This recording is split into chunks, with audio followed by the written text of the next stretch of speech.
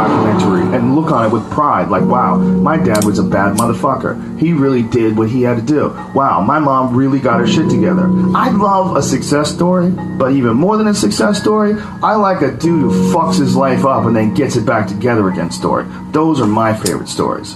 And the way to do that, you gotta write shit down. You gotta think that you are the hero in your own fucking movie, and then you gotta sit down and you gotta write shit down. Write down what you need to do. I was never the most talented, never the flashiest. I relied on grit.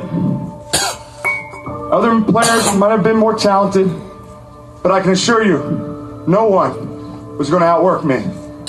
The secret is in the dirt. I learned early on in my life, through many challenges, that I could change my circumstances. With hard work. You can't out-real me. You can't outwork me. You can't outwork me. No one will outwork me. No one. I will not be outworked.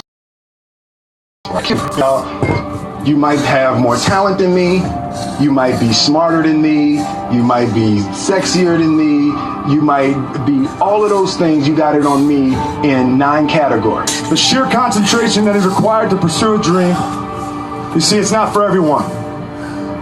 But it was for me. I yearned for the daily grind. Sorry? 99% of people are not willing to do what it takes to make their dreams come true. The Marines have a saying, everybody wants to go to heaven, but nobody wants to die. And that's just real. At the center of bringing any dream into fruition is self-discipline. Self-discipline is the center of all material success. You cannot win the war against the world if you can't win the war against your own mind. Work. That's how you get it. The work pays. Hard work pays. And I put in the Morgan. That's why I'm sitting at the top. I put it all on the line. I show up. I perform. And I get the results from that. That ability to get myself up in the morning, no matter how tired I was, to push myself through those pain barriers. The bridge between reality and a dream is work. I focus on the work. I show up and I work and I work and I work and I work. Everybody wants to be a beast until it's time to do what beasts do. You can't just say you want it. You can't watch the video and say, I want it as bad as I want to breathe. It's cute to say it.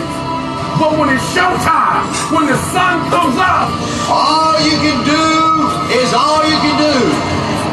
There ain't nothing more than all you can do. That is the absolute maximum. You can't do no more than all you can do. You understand that? All you can do is all you can do. All you can do is everything. That's the absolute ultimate. Right? It's all you can do is all you can do. But all you can do is enough.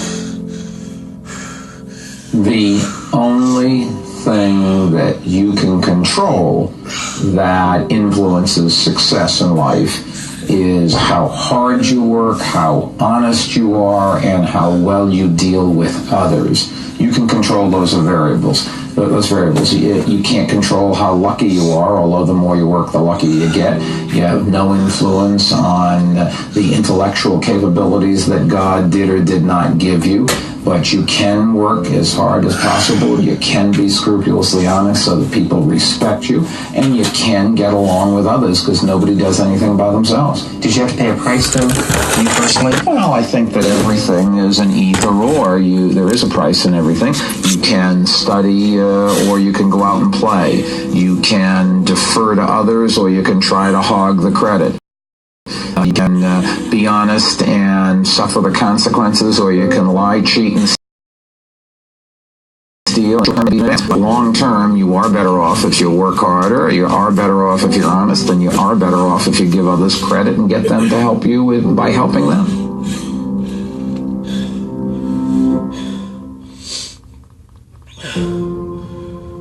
What makes life powerful and meaningful and substantive is the expiration date.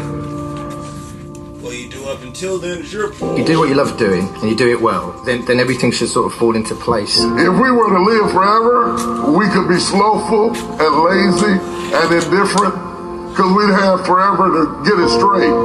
But the fact that the clock is ticking puts a sense of urgency on each and every one of us. And I know you're saying, well, I'm 20, I don't need to hear. Yeah, you do. You need to hear that because you won't be 20 long. So many of us choose our path out of fear disguised as practicality. What we really want seems impossibly out of reach and ridiculous to expect, so we never dare to ask the universe for it. I'm saying, I'm the proof that you can ask the universe for it. In a few months, you'll be 21 and 2 and 3 and 4 and 5, and it's ticking on everybody.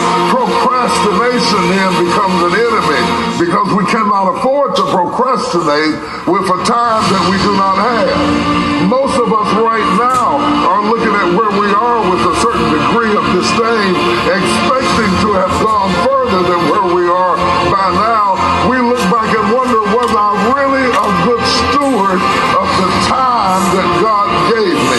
Imagine, if you will, being on your deathbed and standing around your bed, the ghosts of the ideas, the dreams, the abilities. Hey, what's up, my friend Calic and I here. In a moment, I'm going to step into my office here at my home and pull out my computer and show you exactly, how it is that I went from barely scraping by working in a coffee shop to creating a life that I love, that revolves around the things that I'm passionate about.